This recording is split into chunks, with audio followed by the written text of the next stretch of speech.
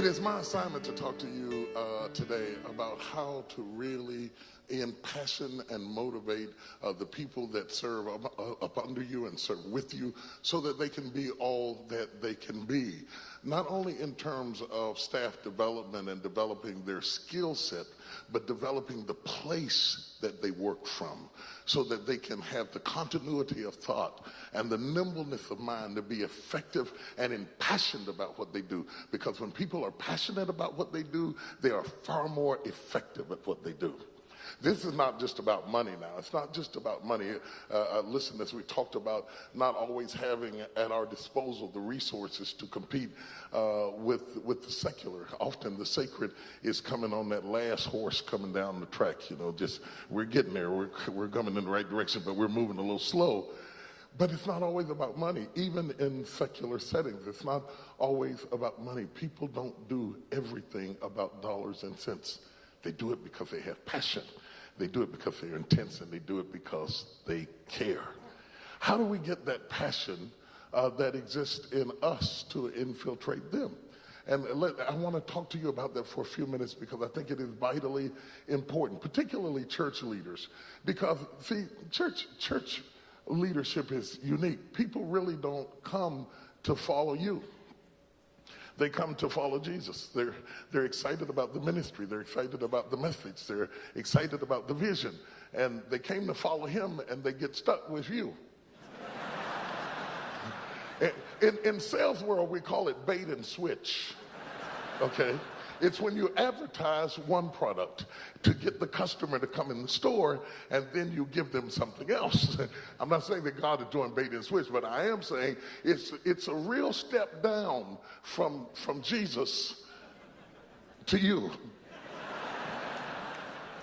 And so they say, Lord, I want to serve you and I want to work for you. And many of them are coming away from secular positions, and I'm going to volunteer, or I'm going to take a lower salary, and I'm going to get in there because I'm impassioned about what we're called to do, and we're going to do this for you. And Lord, I want to serve you and follow you, and whatever you say do, I'm going to do it. And then they wake up, and there you are.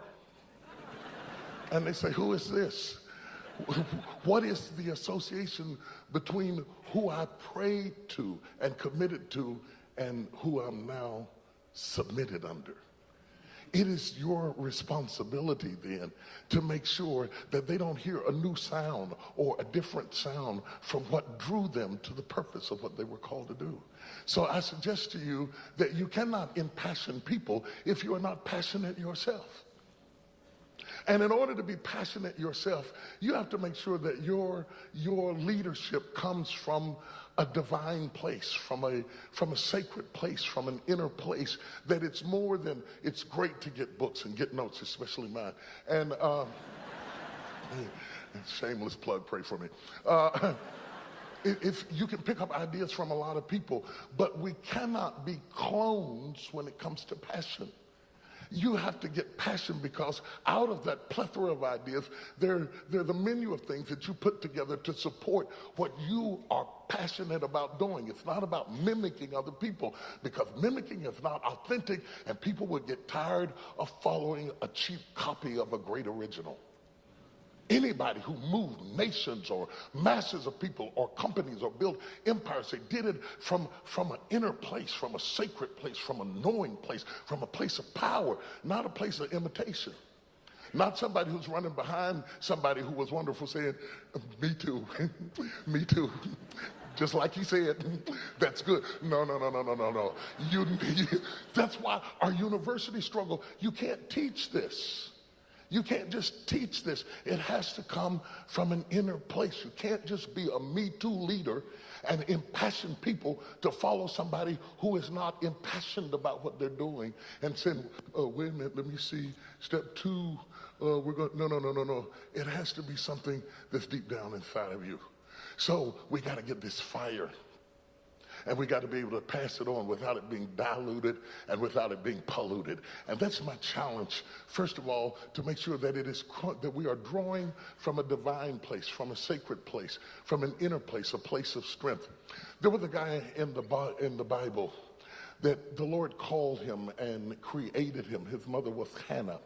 And he used Hannah's empty womb to produce a Samuel. Samuel's job was to bring Israel through transition into something new and something fresh. And what leadership is always transition. It's not copy. It's not repeating. It's going from this to that, from here to there, from A to B. It's not just maintaining. It's amazing today, the leaders today who think success is maintaining. It's like being on the highway, stuck behind somebody who's just sitting there. They're on the highway. They got the engine going. The music sounds real good, but they're not moving. People follow people who move, people who take action, and people who take risk. And for the risk of being a great leader, you have to be sure. I need a sense that I'm on a mission that's bigger than me. How many people need a sense that what you're doing is more important than you? It has to be bigger than you. It has to make you get up out of the bed in the middle of the night and say, what am I going to do about this? Or get up early in the morning and jot down some notes because you are impassioned about it. And when you do that, it is powerful. When Samuel gets his first job in the temple and he's working in the temple, he is the son of Hannah. He's a baby boy. He doesn't really know the Lord. He knows protocol. He knows systems and services. God can't use people who don't have a real connection with him to do his work because you have to get it from a divine place. Interestingly enough, what he was called to do was to make sure that the lamp in the temple didn't go out. And that's a part of leadership, to make sure that the lamp in your group, in your church, in your business, on your staff does not go out. Because the lamp can go out and you not know it. You can be so busy looking at bottom lines and figures of what you got to do and what you got to go that you don't notice that the lamp has gone out, the light has gone out in the people's eyes. They're doing the right things, but they're not doing it with passion. It's like going to a restaurant. My wife likes to go out to eat, and I like to go out to eat because we're getting older and we're getting lazy, and we don't want to cook anymore, you know. And so we go out to eat. And you go out to eat, and the manager's in the back figuring some things and working on some things. You don't get to encounter him. You get to encounter who he sends. And who he sends is somebody who says, yeah, what do you want? I don't know if we got any more meatloaf left here or not. I don't know. I'll check on it if you want to check. But she is doing the job. But she doesn't make me want to get the meatloaf. She doesn't make me want to stay there. She doesn't make me want to breathe. It's somebody else, let's just die together. Let's have a real fellowship and die. But somebody else could come out with the same stuff and make you excited about it, make you impassioned about it. And really, her failure is not her own. It's the failure of the person who employs her and who empowers her and who sent her to represent him without making sure that the passion flowed down like oil from the head to the beard to the skirts without being diluted or polluted. From the head to the beard to the skirts. Say that. From the head to the beards, to the skirts. Say it again. From the head to the beards, to the skirts. Now that works real good for the men, but the ladies are saying, I don't have a beard, all except one. But what you want to do is to make sure that what you envision happening as it passes down from the head to the beard, to the skirts, through the team, through the staff, it does not become diluted or polluted, not contaminated by people with their own agendas, not filled with new concepts and ideas that digress you away from where you're trying to go. You want the same passion to be on the skirt that it was on the head. And I want to challenge you as a leader to do a quality check to make sure that the same passion, not just the directives, but the passion that it started with, that it is being cycled all the way down to Miss Sally Ann at the checkout counter. Are they still getting the same thing? Because if we give them something different, not only will they be defeated, not only in the church will Christ be poorly represented, not only in the business will you not be as effective as you ought to be, but we will have a generation of people who fail to become all that they can be. Can I get an amen? Working with people, I have found, means dwelling with them according to knowledge. That people are passionate when you ask them to do something that is within their reach, that it is within their grasp. And that means you have to constantly evaluate what they can do. There's nothing worse than somebody asking you to do what you can't do. I don't mind being stretched. I'll stretch. I just don't want to be ripped apart. I want you to challenge me to do something that I can reach. I don't want you to challenge me, like I'm losing weight now, and challenge me with 10 pounds, Don't challenge me to lose 200 pounds. It's just ridiculous. I'll die. Ask me for something reasonable. Evaluating what people can do and keeping the carrot in front of them enough to challenge them without the demands overwhelming them. Because when you overwhelm them, you lose them. And then they feel defeated. And nobody's going to feel passionate if they are defeated. They have to feel like I'm on my way somewhere and I did this good even if I didn't do that well. And so it's very, very important that we have to dwell with them according to knowledge and know who we have amongst us and what they are able to do and have a real good sense of gift assessment. What are your giftings? What do you bring that's unique? That is unique and fresh and exclusive to you, and what are your gifts? You'd be surprised how people recognize the gifts in other people better than they recognize the gifts in themselves. And they look at other people and say, ooh, she's so good at that, and ooh, he does that so well. And look at that person over there, but they don't assess themselves. People find it difficult to tell you what they're good at. Most of us, some people, there are a few that are quite different, but by and large, most of them find it difficult to point to what's good about them. And so we have to have a good gift assessment of who they are and where they are and what they're able to do. And we allocate those assets appropriately, because when God gives you people to work with you, that's assets. That's right out of his treasure chest. That's just good stuff. That's better than money. You think we're giving money or something? When God gives you people, he has given you something he really cared about, that he's really impassioned about, and he has given them to you, and you have to assess what they can do and allocate them appropriately, or you're not a good steward of the resources that he has given you.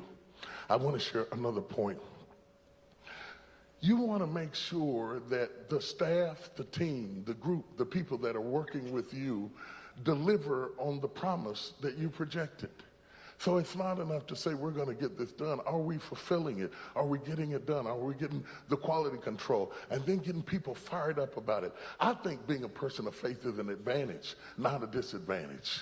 I think it's an asset, not a liability. I think it helps because sometimes even if I didn't communicate appropriately with them to fully understand where we're trying to go, I got like divine help. I got supernatural assistance. If I don't preach good, I don't worry about it. I go home and say, Holy Spirit, show it to them.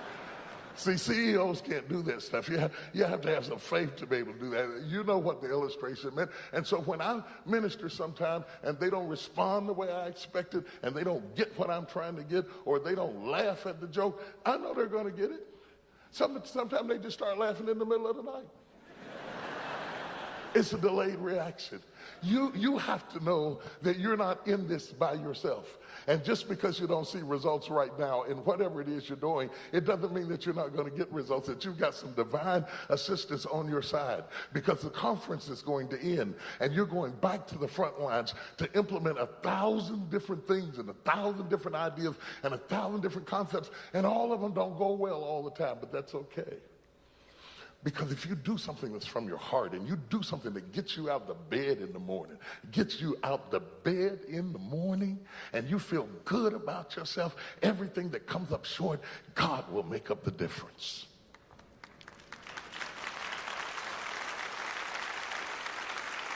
He will absolutely make up the difference. I want you to understand, too, that one of the things that really causes people to be impassioned is when they sense the contagious passion that you have every day. Not just power but passion. Not just principles, but passion. There are some people that you can't just hand them principles and expect them to go with it. They are ignited by passion. They give by passion. They sacrifice by passion. Now, wait a minute, I just got a thought. I'm saying passion, and you might be thinking emotionalism. But passion is more than emotionalism. Passion is the fuel that makes the engine go. Passion. It's the force behind it. It's the intensity. I'm not asking you to be emotional. No, there's nothing wrong with being emotional. We could debate that some other time. There's nothing wrong with being emotional. There's something wrong with being led by your emotions, but there's nothing wrong with being emotional. I'm asking you to be passionate. I'm asking you to put people to work doing the things that make them leap out the bed in the morning. I still leap out the bed in the morning. I just leap a little slower.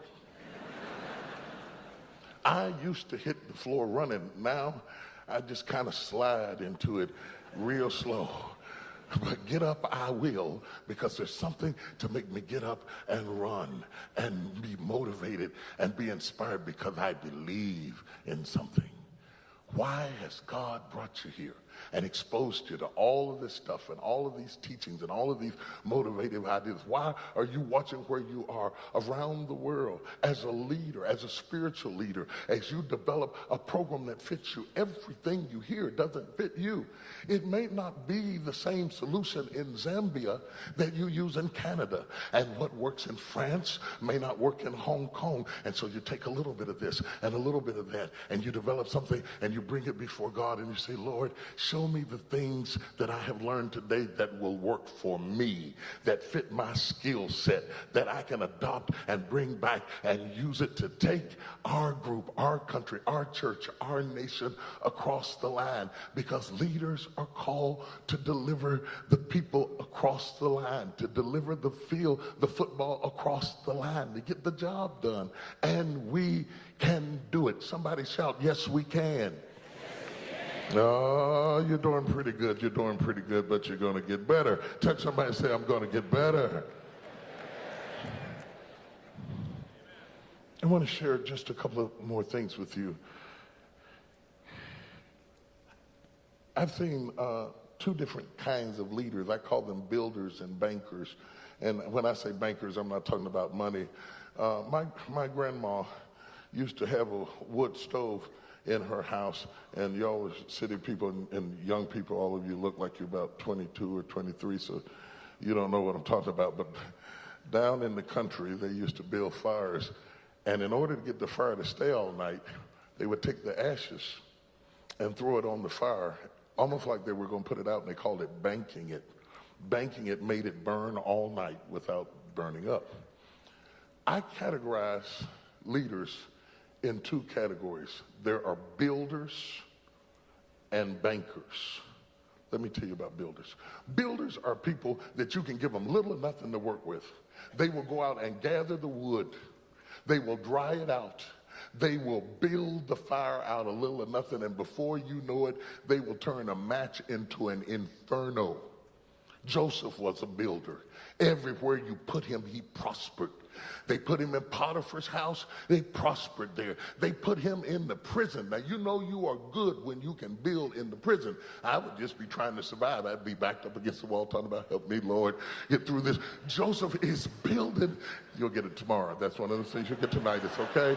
It's okay. It's okay. The Holy Spirit's going to show you what I meant. About 2 o'clock in the morning, you're going to sit up in bed and go, it's cool. He could build out of anything. There are certain people you can give them a hopeless situation and they will turn it around. A company, a church, I don't care what it is, they will turn it around. They're builders. Generally, those people are better at building than they are at maintaining. So if you are a builder, you need a banker. A banker is somebody, they can't build it, but they can manage it, they can operate it, they can stabilize it, they can keep it going, they can make it functional. The problem with most leaders is that we bring around us people who are just like us. So builders like builders and bankers like bankers, because we like to be around people who think like us. So you get a bunch of people, a bunch of builders together, and they start coming up with ideas. Let's do this. Let's build this. Let's build a football stadium. Let's start Christian Athletes for Christ. Let's start this movement over. They're great at starting stuff, and you got all this stuff starting, and they're building, and they're building, and they're building. As long as they're building, they're there. But when it comes to maintaining it, it goes out the window. I just see somebody got it right there. See, I told you. That's how that works. That's how that works. Throughout the service, you're going to get that just spontaneous laughter is going to break out right over in that section right there in just a minute, because you're going to get this. Are you bringing around people who do what you do? Because if you only surround yourself with people who do what you do, they compete with you, but they don't complete you. You don't want people who just do what you do. You want to surround people who are good at what you are not good at. If you're a builder, you need bankers around you. You need people to stay with you. You come up with ideas in the middle of the night. You can just walk on your way to the shower. You're just coming up with all kinds of great stuff. Glory to God, I got another one. You can build it up. You need people around here catching those ideas, making them happen, stabilizing them, and making them function. If you're a banker, you're good at putting ashes on the fire and keeping things going, but don't have a creative bone in your body. You need to surround yourself with people who are good at what you are not. It is amazing to me that when Jesus got ready to pick 12 disciples, he didn't choose not one rabbi. Isn't that weird? He's going to start the foundation of the church, and he's going to establish it with 12 boys, and none of them did what Jesus did. He gets a fisherman. A fisherman, what do you know about speaking? You're going to end up delivering the inaugural address when the Holy Spirit is ushered in the book of Acts, but right now, I got you drive this boat. And Matthew, go down there and talk to the IRS. Luke, my head is hurting so bad. Can you give me an aspirin or something? Good teams are not teams where people are good at what you are good at. Good teams complete you, and they don't compete with you. They add to you. They accessorize your life. So as you lead and as you develop, you need those kinds of people who are assets and not liabilities. The other thing I want you to understand is that you don't want to make confidants out of people who are serving with you. Confidants are your personal friends. Don't expect to have them in public places. If you have 2 or 3 of them in a lifetime, you have done really well. 2 or 3 people with whom you can be totally transparent, you are a rich person. Confidants. If you want to define confidants simply, confidants are people that are for you. They are for you when you're up. They are for you when you're down. They are for you when you're popular. They're for you when you are not popular. They are for you. They are there for you. If you have 2 or 3 in a lifetime, you're a blessed person. Now, the next group is a broader category. They're constituents. And this is the category that we work with the most. Constituents are not people who are for you. They are people who are for what you are for. They are for what you are for. They buy into your cause. They buy into your mission. They buy into your theology. They buy into your president. They are for what you are for. And they work with you, and they serve with you, and they volunteer with you because they believe in the mission. And as long as we are clear about the mission and the message, they are there. Don't get those two confused and think that a comrade is a confidant. Because a comrade is for what you are for. And in time, they may jump in on a car that's going in the same direction and jump out of your car, and your feelings can't be hurt when they move because they were never for you. They were for what you were for.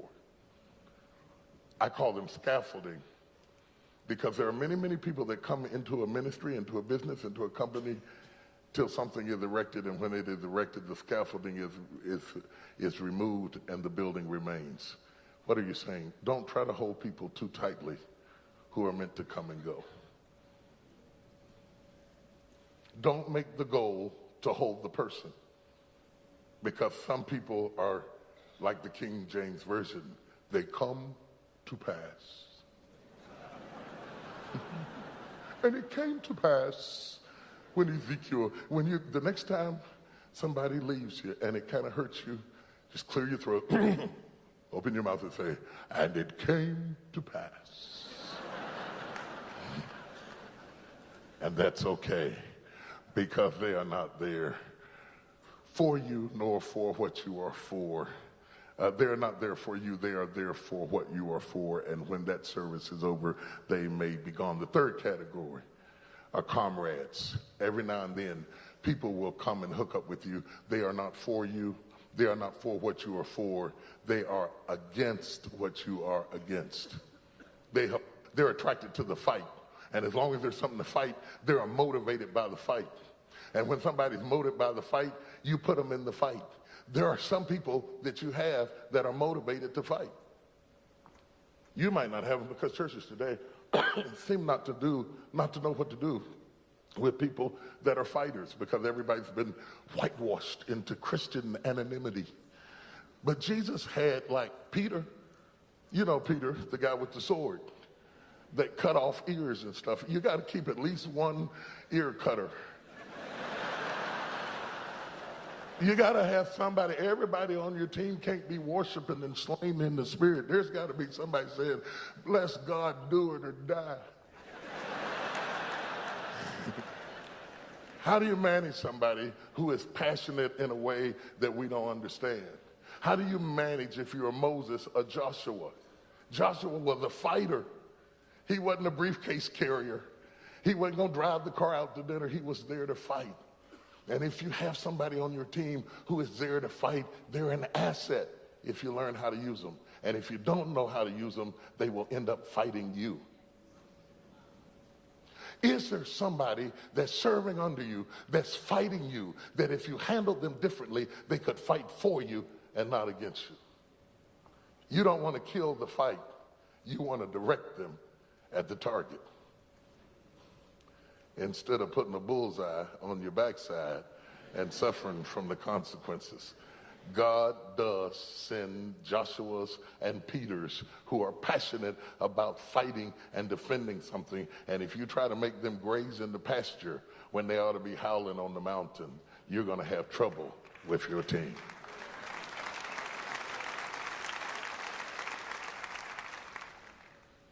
There's an interesting thing that happens when people have been with you a while. I was riding over here with the brother, and he was talking about how long he'd been with this church, and he was talking about how wonderful this church is and how wonderful Pastor Bill is and how wonderful everything is, that he just got me so motivated I almost moved from Texas and said, I'm going to Chicago.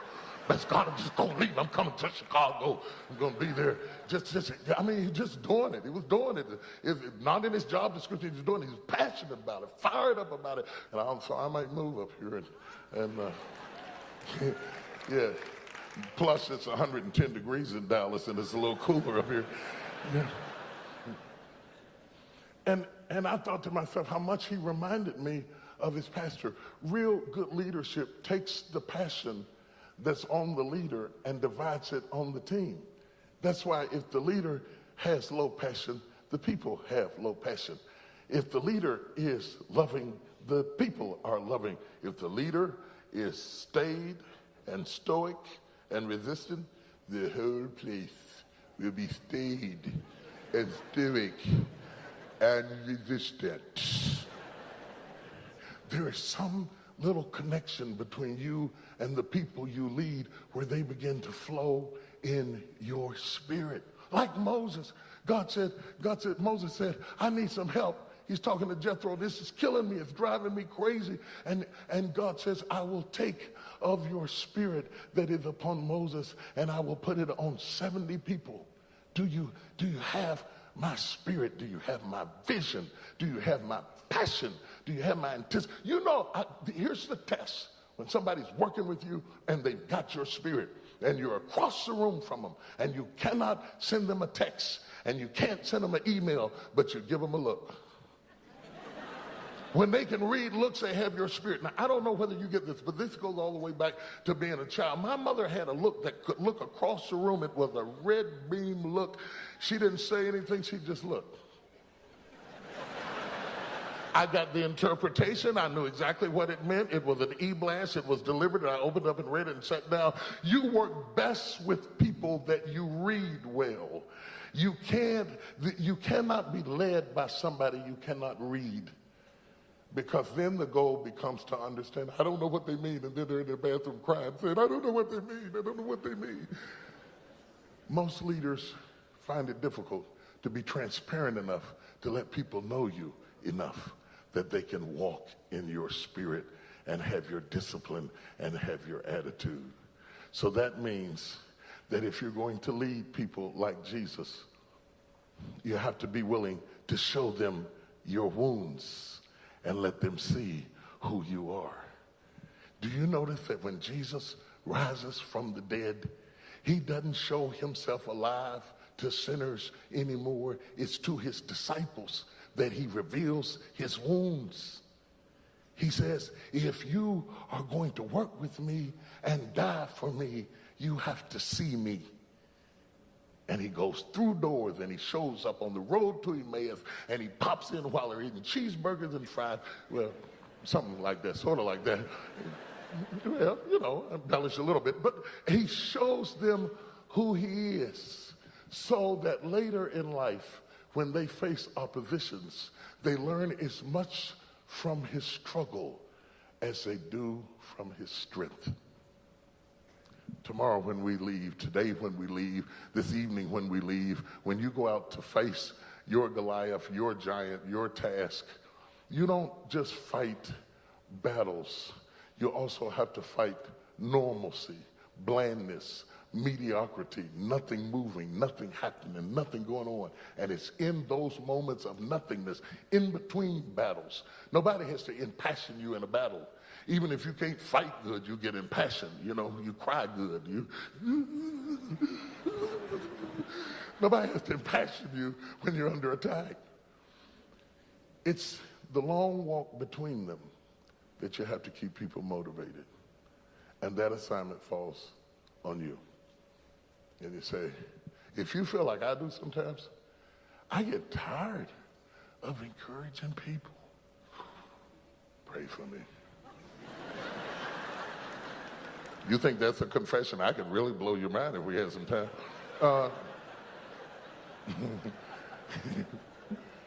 Sorry, Bill. I get tired of encouraging people. Sometimes you encourage people, they go home with your courage, and they are encouraged, and you are depleted from leadership, and you go home discouraged. And sometimes, as a leader, I'm helping them, wishing I had somebody to help me. I am so wonderful and so good that I wish I had a me.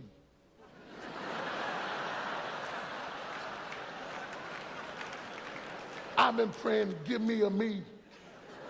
Somebody who'll come along and help me when I'm worn out and to be there for the right reason, and somebody who can be trusted. Lord, I need a me. I'm giving myself and my strength away, and I'm empty and I'm depleted. I'm kind of like the innkeeper off after the Jericho Road who has 2 denarii to take care of a man who's probably going to be sicker than the money can pay for. And the Good Samaritan says to him, I'm going to take these denarii and I want you to take care of this man till I come back. And he must have known he's going to be gone for a while, because he says, if I owe you anything, I'll pay you when I come back. In other words, I know that you're going to often do what you do at such expense that you yourself will be operating in the red. Encouraging, leading, motivating, teaching, and tired, fighting and tired, working and weary, showing up for the battle and not being as motivated as you look like you are. And that's what I call operating in the red. But he says to him, If I owe you anything, I will repay you when I return. As you close out this conference, I wish I could tell you that you're always going to be motivated and you're always going to be on fire, but you won't. I wish I could tell you that nobody's going to get on your nerves, but they will. I wish I could tell you that everything you projected and planned is going to turn out the way you want to, but it won't. I wish I could tell you how to deal with not only the mountains and the valleys, but the nothingness and the blandness of in between. I wish I could tell you that you weren't going to encourage other couples and go home and have arguments and help other people with their children and go home and say, I can't believe you acted like this in school today. There will be all of those days. But when you find yourself running low and your fuel tanks are blinking and your smile is a little bit phony and your feet are a little bit tired,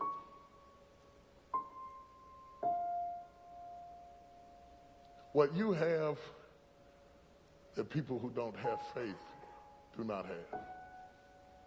You have a God to whom you can turn and say, help me so I can help them. And give me passion so I can give them passion. And give me fire so I can pass it on. As we close, whether you're watching in the overflow or here or watching by video or all the technological opportunities that exist today, all that you've heard means nothing if you run out of gas, you run out of strength, and you become just like the waitress, yeah, what do you want? We got a yeah, what do you want church? We got a yeah, what do you want situation. Those churches wither, those ministries wither, but those that are passionate and those that are effective remain. What do you do when you wish you had somebody to encourage you after you encourage other people? I tell you what I do. When my heart is overwhelmed, I go to the rock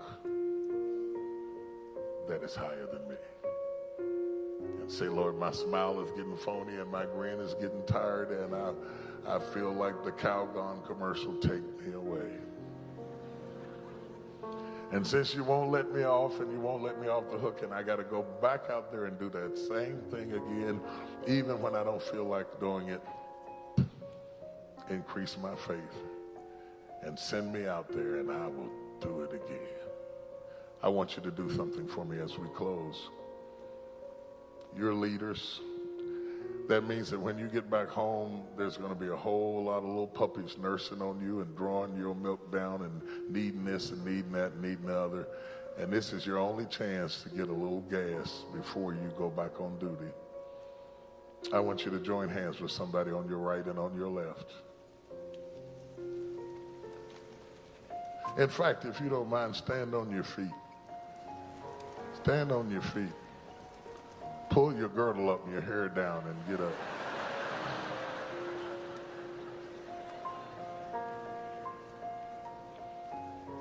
And join hands with somebody, if you would, span all across the aisle. You can't be passionate, tired, and discouraged, and you can't be passionate if you're just dutiful and going through the motions. You can't motivate people if you're not motivated yourself. And the person you touch right now, they might be on fire so much so that when you touch them, your finger burned. But in all likelihood, they've been through enough that they've spent some gas helping and doing and leading and doing this and that and other, and they come here to be refueled intellectually and stimulated mentally. But what you need before you go home is a touch spiritually so you can take all of that information and use it for good. Squeeze that hand. Squeeze that hand. Let them know they're not alone. Because most people are dealing with stuff they think nobody else is dealing with it but them. You are not alone. You are not in it by yourself. There are other people going through what you are going through. They may not tell you about it. They may not talk to you about it, but it costs to be a great leader. And as they go back and they get ready to be motivated, we want the Lord to renew your strength and build you up again. Squeeze that hand once more. Squeeze it again. I want you to know what a miracle feels like. You're touching a miracle right now. That person you're touching is an absolute miracle. They've been through things they can't tell anybody about, but they made it and they survived because God has a purpose for their life. And if you never touch another miracle, that brother right there, that lady right there, that man right there, that father over there, that woman right there, that's a miracle, and you're blessed to touch them. And as we pray together, whatever took them through and whatever brought them through and whatever helped them through, that same grace is going to flow through this room and bless you and send you out of here to ready to go into the enemy's camp and take back what he stole from you. Are you ready? Are you ready? Are you ready? Squeeze that hand. Let's go before the Father. Father, fill our cups and let it overflow with power and love and strength and might and encouragement. And those that have worked and sown and helped and encouraged and need a touch to be renewed and strengthened, let this be the moment that you light the wick on the candle and cause them to burn anew, burning in their spirit to do what they have been called to do. We rededicate ourselves to the mission that is set before us. We recommit ourselves to the task that is set before us, and we do it with passion and we do it with gusto. Remember, every business, every company, every ministry, every outreach, every group that seeks to do you service, whether secular or sacred, let new strength come and new joy and new peace and new power, and fire us up and we'll fire them up, and ignite us and we'll ignite them, and give us wisdom and we'll speak the wisdom that you gave us. And we are blessed to be here. We could have been destroyed, but we are blessed to be here. We've been in a lot of battles, but we are blessed to be here. We're not going out there to get the victory. We have the victory right now. We're going to spread the victory. We're going to blow the trumpet. We're going to wave the flag. We're going to spread the victory. Let all enemies know we left empowered and motivated to do what we have been called to do. I want the shout of victory in this house right now. Amen. Amen.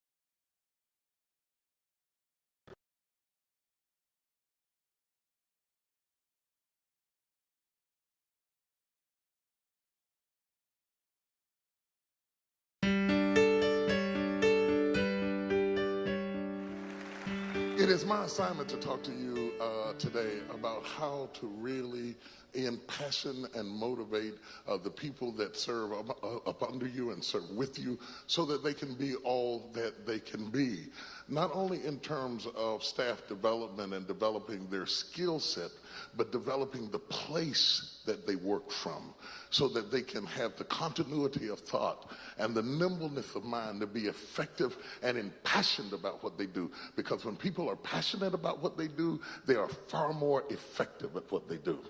This is not just about money now. It's not just about money. Listen, as we talked about not always having at our disposal the resources to compete with the secular. Often the sacred is coming on that last horse coming down the track. You know, just we're getting there. We're coming in the right direction, but we're moving a little slow. But it's not always about money. Even in secular settings, it's not always about money. People don't do everything about dollars and cents. They do it because they have passion. They do it because they're intense, and they do it because they care. How do we get that passion that exists in us to infiltrate them? And I want to talk to you about that for a few minutes, because I think it is vitally important, particularly church leaders. Because, see, church leadership is unique. People really don't come to follow you. They come to follow Jesus. They're excited about the ministry. They're excited about the message. They're excited about the vision. And they came to follow him, and they get stuck with you. In sales world, we call it bait and switch, okay? It's when you advertise one product to get the customer to come in the store, and then you give them something else. I'm not saying that God is doing bait and switch, but I am saying it's a real step down from Jesus to you. And so they say, Lord, I want to serve you and I want to work for you. And many of them are coming away from secular positions, and I'm going to volunteer, or I'm going to take a lower salary, and I'm going to get in there because I'm impassioned about what we're called to do, and we're going to do this for you. And Lord, I want to serve you and follow you, and whatever you say do, I'm going to do it. And then they wake up and there you are. And they say, who is this? What is the association between who I prayed to and committed to and who I'm now submitted under? It is your responsibility then to make sure that they don't hear a new sound or a different sound from what drew them to the purpose of what they were called to do. So I suggest to you that you cannot impassion people if you are not passionate yourself. And in order to be passionate yourself, you have to make sure that your leadership comes from a divine place, from a sacred place, from an inner place, that it's more than, it's great to get books and get notes, especially mine. And shameless plug, pray for me. If you can pick up ideas from a lot of people, but we cannot be clones when it comes to passion.